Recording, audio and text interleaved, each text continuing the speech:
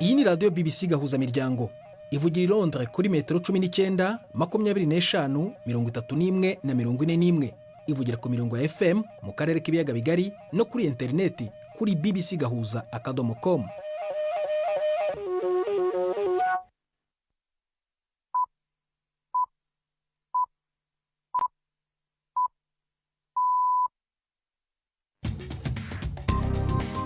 Ubu ni saa 10:30 ku isaha mpuzamahanga ya GMT, ni saa 12:30 ku masaha yo mu Rwanda no mu Burundi.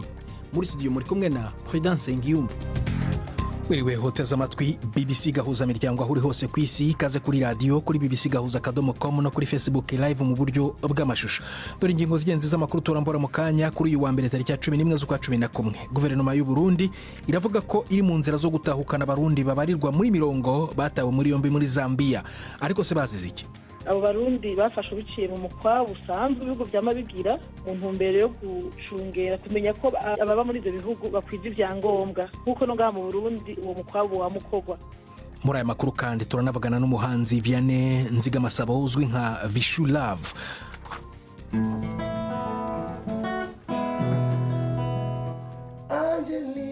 Nasohoye album yitwa Ikete, ibaruwa mu Kirundi abantu bacu bakera bacavyumva. Uraza kumva bikubiye muri zo ndirimbo yise Iketero cyangwa ibaruwa mu kanya. Muri aya makuru ntibagirwe n'imikino. Muri aya makuru yabona Ive Bucyana ayobowe na Kona Nina Iradukunda.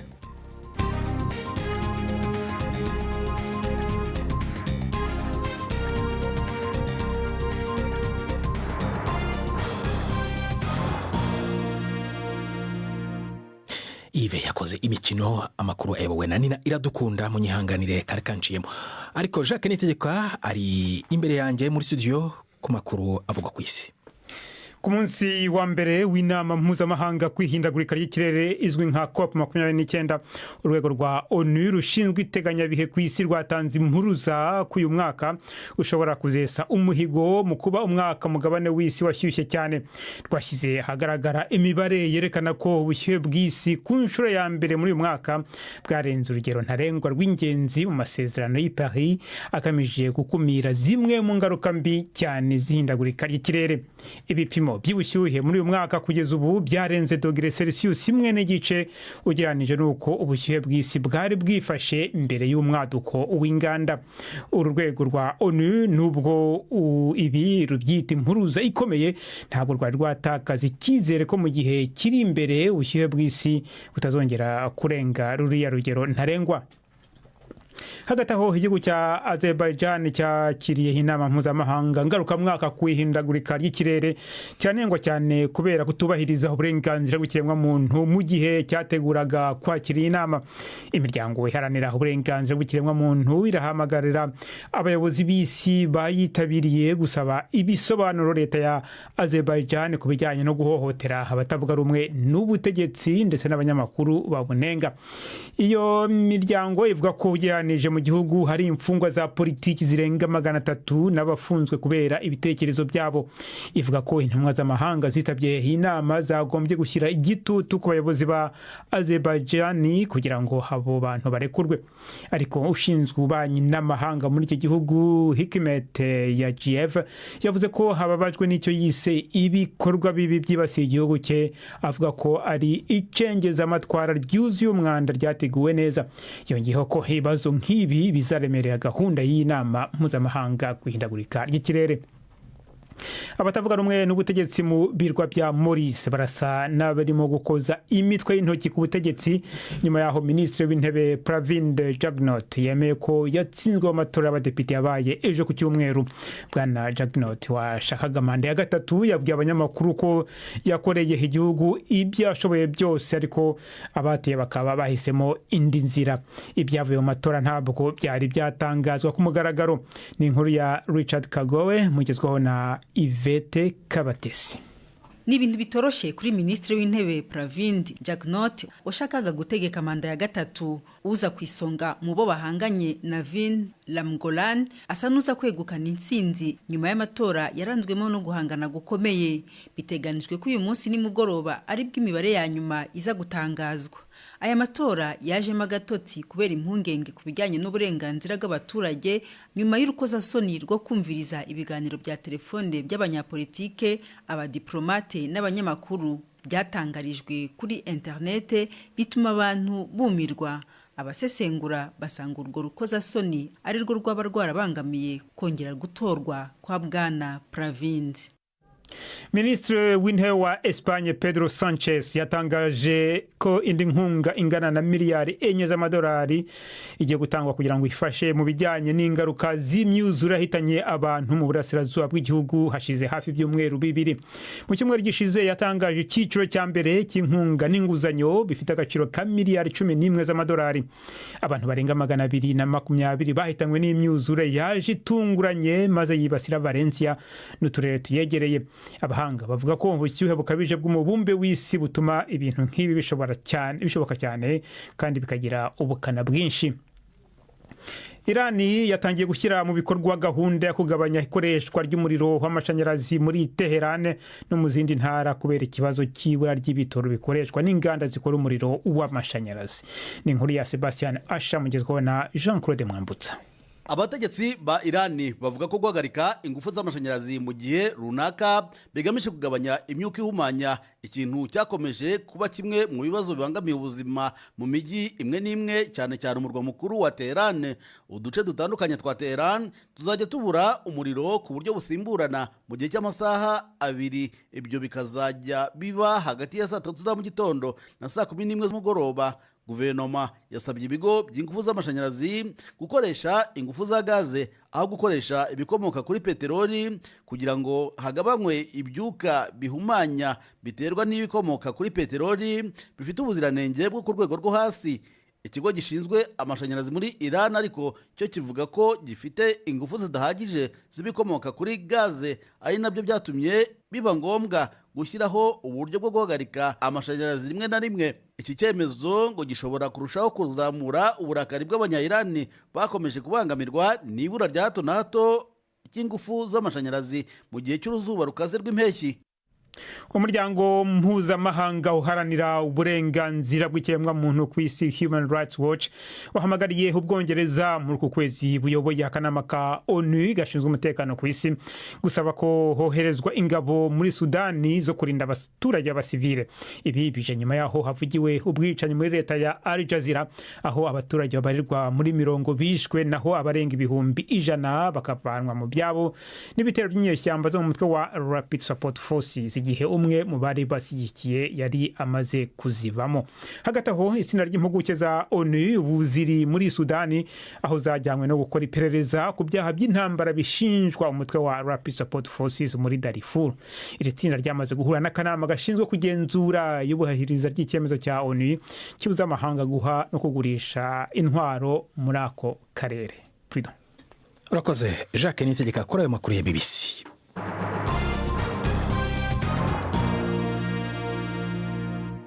Ikaze ku makuru arambuye duhera mu Bubiligi aho abarundi kazi babiri bahitanywe n'isanganya ry'umuriro i Buruseli ku wa gatandatu. Iryo sanganya rikaba ryaradutse mu nzu y'igorofa igeretse abo mu karere ka Anderlecht mu mujyi wa Buruseli aho bari basanzwe batuye. Mu gipolisi bavuga ko amatohoza y'icyateye ibintu ashobora gufata igihe kirekire.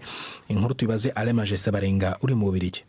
Mu gicugu hafi y'isaha 7 z'ijoro ku munsi wa gatanu ushira ku munsi wa gatandatu niho inkongi y'umuriro yibasira inzu y'igorofa iri hagati mu mujyi w'Buruseli umugwa mukuru w'Ububiligi muri komine ya Anderlecht. Iyo nzu yari isanzwe bamwe abantu benshi bagwiriyemwe abanyamahanga yatanguye gusha mu gice cyo hasi imbere y'uko umwotsi mwinshi n'urubeya bitandukira ibindi bice. Amakuru twaye n'igipolisi cy'Uburuseli yemeza ko abahita aribo batanguye gutabara kuko abenshi muri iyo gorofa bari muri rinini basinziriye. Ubona ko n'amasaha yarakuze. Walter Derrier avuga igipolisi kijeje gukinga impanuka yabwiye BBC gahuza miryango ko bahashise kare baragerageza kuzimya no kurokora abashoboka, ariko bageze mu nzu zo hejuru basanga ko ari abantu 3 bitavye Imana barimwo abagore 2 b'urukuba rwirabura bashobora kuba bafise amamuko muri Afrika. Ku munsi wa gatandatu ku mugoroba niho abitavye Imana 2 bahavuye bamenyekana akaba ari abarundikazi babiri, Masika Sandra w'imyaka 20 na Muco Steve Breta w'imyaka 27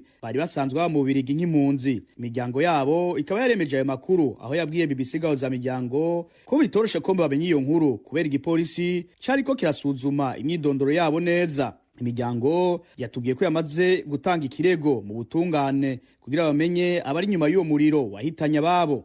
Nayo mu gitondo cyo kuno wa mbere tubaje muri parike nkuru y'Iburuseli batubwiye ko amatohoza ashobora gufata igihe kubera abaganga batsuzuma abitavye Imana médecin légiste mu gifaransa bataratanga icegeranyo cose. Ikindi ngo nuko hari umugwi w'abahinga mu nyubako bari bakorana n'igipolisi mu gusuzuma uko iyo nzu yari yubatse. Masika Sandra na Muco Stefi bari basanzwe bakora mu ruganda rutunganya inyama rwitwa Viangro aho nyene muri commune ya Anderlecht. Komine ya Anderlecht mu muji wa Buruseli niyo ya mbere mu makomine igize uwo muji izwi nk'ituyemwo abanyamahanga benshi hamwe n'ababirigi bafise amamuko mu bindi bihugu bigwiriyemwo umugabane wa Asia na Afrika. Nkuko ikigo Fondation Roi Baudouin kibivuga, bane mu bantu 10 baba muri iyo komine ya Anderlecht bamuka hanze y'Ububirigi, nayo amasanganya y'umuriro 3 muri 10 yibonekeza i Buruseli abera muri komine ya Anderlecht. Ahanini kubera gusaza kw'inzu zaho aho hari zirenze imyaka 80 zubatswe zitarasubirwamwo. I Buruseli mu Bubiligi, Alain Majesté Barenga.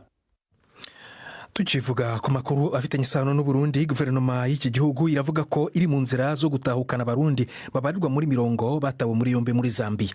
Abafunzwe barenga 50 bafatiwe mu mukwabo wakozwe n'inzego z'umutekano muri Zambia kubera kutagira ibyangombwa bibemerera kuba cyangwa gukorera muri icyo gihugu. Ariko Minisiteri y'Ububanyi n'Amahanga igitega iravuga ko yiteguye kubafasha gutahuka mu Burundi nk'abanyagihugu kandi ko bazisanga mu gihugu cyabo. Twashatse kumenya ibindi kuri iyi nkuru mvugana na Ines Sonia Niyubahwe, umuvugizi wa Minisiteri y'Ububanyi n'Amahanga, nabanje kumubaza niba icyo kibazo bakizi ndetse n'umubare w'abafunzwe. Ikibazo cy'abarundi bafungiye mu gihugu ca Zambia turakizi mu bushikiranganji bujejwe imigenderanire y'Uburundi n'andi makungu. Twisunze ibiharuro bitangwa n'igisata kijejwe iby'ingenzi muri ico gihugu, abarundi bashobora kuba bashika 58. Mwabimenye gute mwebwe ko bafashwe? Mwabigwiwe nande? Igisata kijejwe iby'ingenzi muri ico gihugu cyarabivuze, cyarabishize ahabona. Numva nti iby'ingenzi nashatse kuvuga migration. Ni inkuru twamenye kandi n'ubuserukizi bw'igihugu cy'u Burundi muri Zambia bwarashoboye kubimenyeshwa. Twe turi no i Bujumbura, amakuru aba ari mu gihugu kindi tuyabwirwa n'umuserukizi w'igihugu cy'u Burundi. Mwaba muzi icyo bafatiwe bafungiwe? Abo barundi bafashwe biciye mu mukwabo usanzwe ibihugu vyama bigira mu ntumbero yo gucungera kumenya ko ababa muri ivyo bihugu bakwije ivyangombwa nkuko no ngaha mu Burundi uwo mukwabo wamukorwa. Bari hehe rero? Se hari icyo murimo kubafasha kugira ngo yenda bafungurwe cyangwa murimo gukorana na leta ya Zambia bimeze gute? Nkuko musanze mubizi igihugu gifashe abantu bashobora kuba babona ko batagira ivyangombwa, kirafise uko gica gitegekanya uko kibarika kugira ngo babanze barahiza bagenza. Muri ayo makuru yashizwe habona n'igisata kijejwe ingenzi cyo muri Zambia, harimo n'abazambiya nyene, harimo n'abandi bo mu bindi bihugu bitandukanye bashoboye.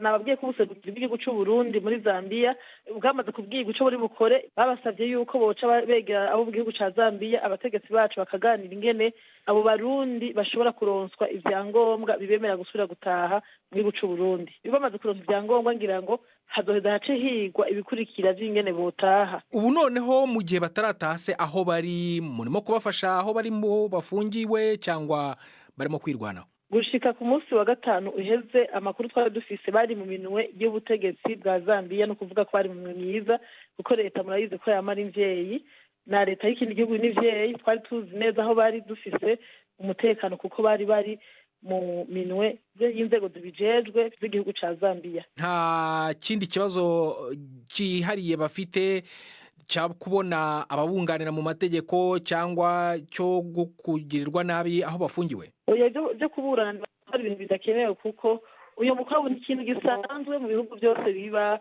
no ngaha mu Burundi bihora biba kuko mu bisanzwe nkuko mubizi nta gihugu cemerera bene gihugu baba ku butaka bwaco batagira ivyangombwa. Kubafata rero bakababwira ati mwitunganye mwisuganye, ivyo nibisanzwe, nta uburana n'igihugu ariko kiko kiragushira ku murongo bivanye n'amategeko yaco. Nta mpamvu yo kuburana kuko nta karenganyo kaba karimwo, kandi mu bisanzwe nkuko mubizi igihugu cose kirigenga. Mwebwe aho ngaho ku ruhande rw'u Burundi nta kindi mu bakurikiranyeho kijyanye n'ibyaha ni ukuvuga ngo bari muri Zambia gusa kubera ko badafite ibyangombwa nibagera mu Burundi bazidegembya nk'uko bisanzwe? Yego metwe nta cana kimwe tubakurikirana ko benshi mbere muri abo bantu hari igihe usanga bagenda gukora bakagenda batagira ibyangombwa. Benshi barahendwa n'abantu bakababwira ngo nimuduhe amafaranga tubereke ingene twinjiye muri Zambia namwe tubinjize, bagaca bajana nyabahururu bakinjira batagira impapuro zo kwinjira, novuga ni impusha zo kwinjira, cyo novuga ni visa, batagira n'impusha zo gukorera muri ivyo bihugu, cyo no kwita permis de travail. Bamaze gushika rero muri ivyo bihugu ugasanga baragize ibibazo. Ines Sonia Niyubahwe, umuvugizi wa Minisiteri y'Ububanyi n'Amahanga, tugejeje ku isaa 1:15 mu Rwanda no mu Burundi.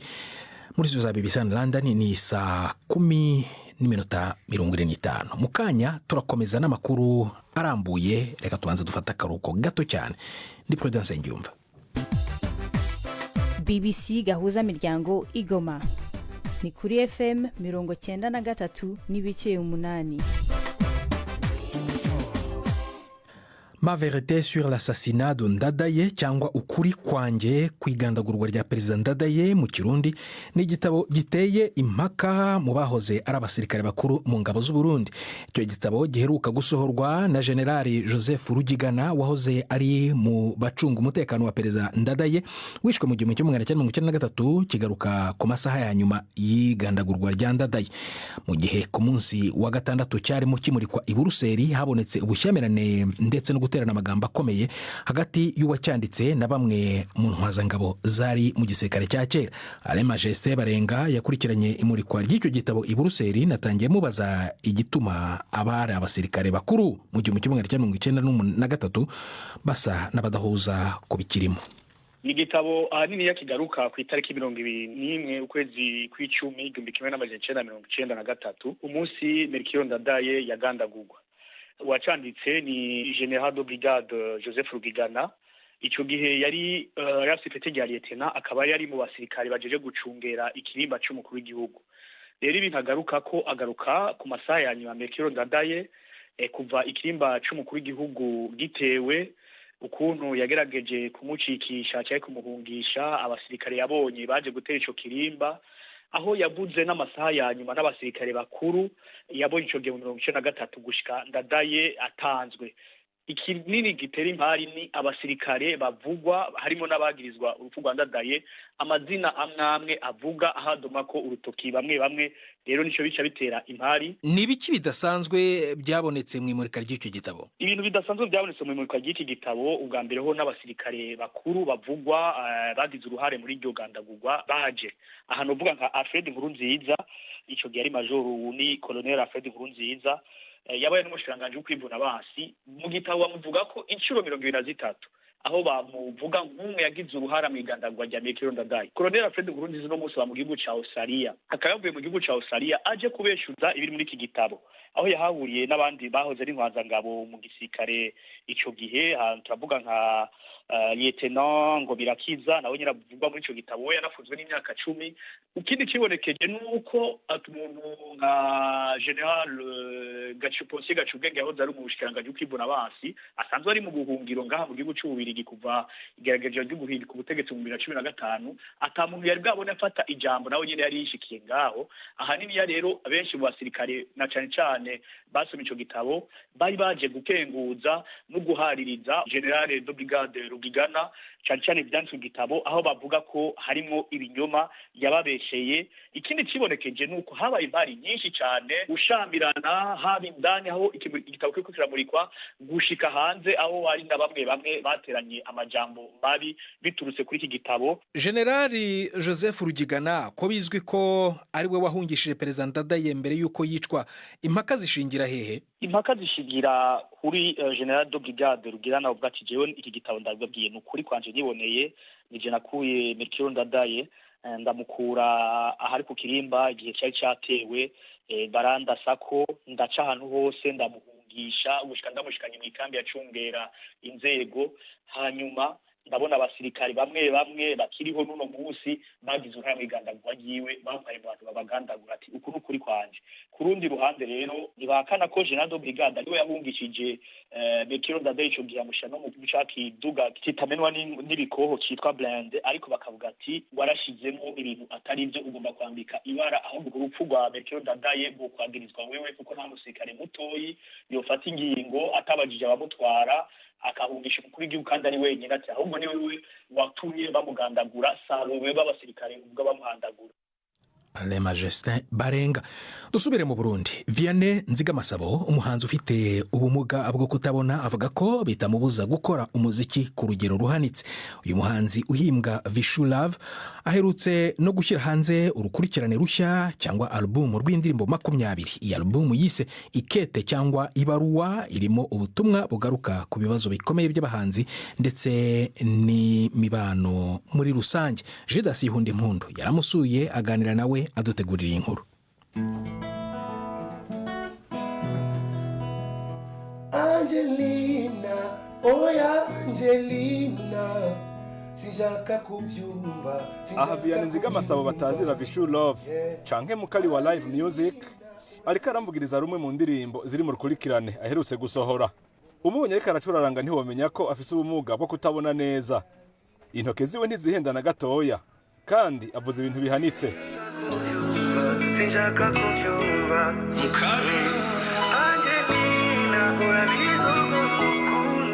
Vishu Love ni umwe mu baririmbyi b'abarundi bake bazwi nk'abavuza umuziki w'ikibiriraho uri ku rwego rwo hejuru. Twaganiriye aransigurira ibijanye n'uru rukurikirane rushasha maze ambwira n'ubutumwa nyamukuru ashaka gutanga. Nasohoye album yitwa Ikete, ibaruwa mu Kirundi b'abantu bacu bakera bacavyumva, irimo indirimbo zishika 20. Kera amajambere ataraba amajambere ngo dukoresha amatelefone, bakoresha amakete. Kwiyumvira ikete ni ikintu washobora gusoma witonze ugasubiramwo kabiri gatatu, n'imbaraga kete keza waragasoma buke buke kakakunyura. None ushimikira ku butumwa nyamukuru ubuwe? Ubutumwa buri muri album yanje no butumwa bwerekeza ubwa mbere mu kibano, amahoro, kunywanisha abantu, ndetse ndanarenga nkavuga n'ibibazo abaririmbyi b'i Burundi cyane cyane nibo nafatiye ko duhura navyo canke ivyo twigira, bigatuma bene uburyo bavuga ngo bari abantu nta mafaranga yacu twobashiramwe, ibintu byabo biragoye. Izo ngorane z'inyifato uvuga ziri mu baririmbyi zoba ari izihe? Hariho rimwe na rimwe nk'abantu baja mu muziki batazi ingira icabazanye. Hari igihe umuntu avuga ngo je naje kwironderera abakobwa ndonke success. Irikete nikete yuzuye mwamabanga y'umuziki w'u Burundi.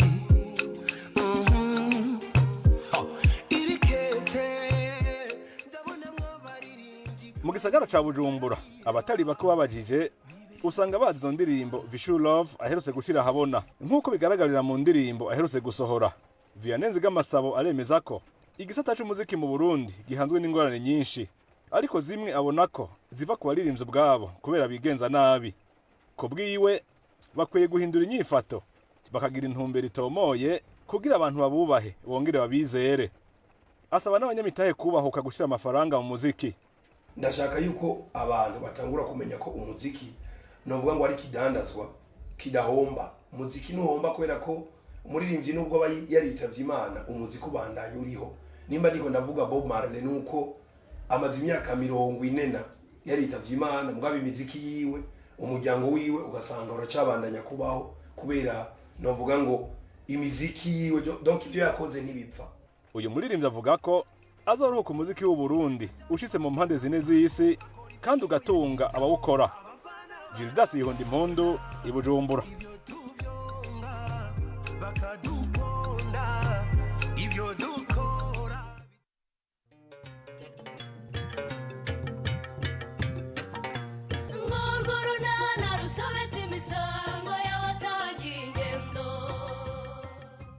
Mu kiganiro nacyo kuri wa kabiri twabateguriye kutansobanura neza kuko ibyo winjiyemo uvuga utazavamo n'ibiki kuko nye. Mama, uzi ko naraye ntasinziriye none nkaba mbyutse numva umutwe undya, rumva ndemerewe ariko se kutambwira mwana wanjye kuko niki cyakubujije gusinzira? hari ikindi kitari sori na kuko mama. Ye? Sori nayo kugize ati? Ni 12:45 kuri BBC. Hejuru rero reka noneho ijambo Yves Bucyana mu mikino.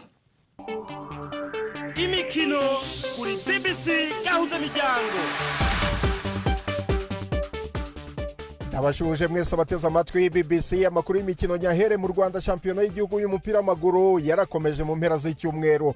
APR FC ku munsi w'ejo yongeye gutungura abantu inganya na Rutsiro ubusa ku busa ku kibuga cya Pele i Nyamirambo.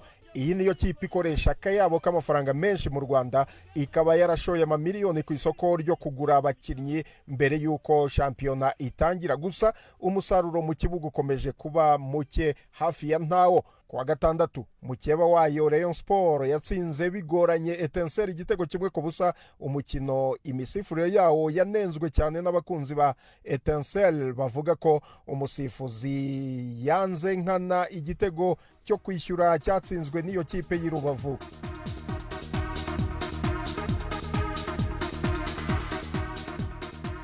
Ku mugabane w'Uburayi umutoza mushya wa Manchester United Ruben Amorim atangaza ko atibeshya ku ngorane n'akazi kamutegereje i Old Trafford.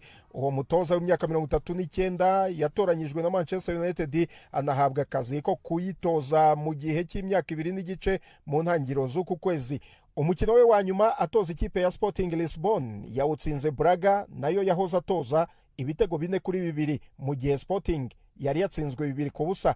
Nyuma y'uwo mukino yabwiye abanyamakuru ko azi neza ingorane z'akazi kamutegereje mu ikipe ya Manchester United. Ikipe yatangiye shampiyona nabi, gusa iyi kipe ku munsi w'ejo yashoboye gutsinda Leicester City 3-0 mu mukino wa shampiyona y'Ubwongereza. Wari umukino wa nyuma w'umutoza w'agateganyo Ruud van Nistelrooy, nawe ategereje kumenya niba azajya mu bungiriza b'umutoza mushya Ruben Amorim. Nkiri muri shampiyona y'Ubwongereza kandi umutoza wa Arsenal Mikel Arteta yatangaje ko imvune abakinnyi be Bukayo Saka na Declan Rice bakuye mu mukino banganyijemo na Chelsea igitego 1-1 ziteye impungenge kubera ahanini uruhare aba bakinnyi bafite mu ikipe ye imaze iminsi icumbagira bitewe ahanini n'imvune zugarije bamwe mu bakinnyi be. Uko kunganya 1-1 na Chelsea kwasize Arsenal ku mwanya wa 4 mu gihe Chelsea iri ku mwanya wa 3. Amakipe yombanganya amanota 19. Liverpool ikomeje kuziyobora kwa gatandatu yatsinze biyoroheye Aston Villa 2-0. Ni mu gihe Manchester City bikomeje kuyiyobera aho yatakaje umukino ku kibuga cya Brighton itsinzwe 2-1. Ni umukino wa 4 itakaje yikurikiranyije mu marushanwa atandukanye, bibaye ubwa mbere mu mateka y'ikipe itozwa na Pep Guardiola. Ubu Liverpool irarusha Manchester City amanota 5 nyuma y'umunsi wa 11 wa shampiyona. Nsoreze kuri Jose Mourinho yahagaritswe umukino umwe adatoza, anacibwa ihazabu y'amapawundi agera ku 15,000 kubera ibyo yatangaje nyuma y'intsinzi ikipe ye ya Fenerbahce yakuye ku kibuga cya Trabzonspor mu minsi ishize. Jose Mourinho yirutse mu kibuga na Serebeka akoresheje amavi yishimira igitego cya gatatu cyatsinzwe na Sofiane Amrabat gihesha Fenerbahce intsinzi ya 3-2. Umukino wamaze iminota irenga 100. Mourinho yanenze bikomeye imisifurire n'urwego abasifuzi muri Turukiya bariho. Ishyirahamwe ry'umupira w'amaguru muri Turukiya ryatangaje ko amagambo ya Mourinho atesha agaciro no gusuzuguza umupira w'amaguru muri icyo gihugu.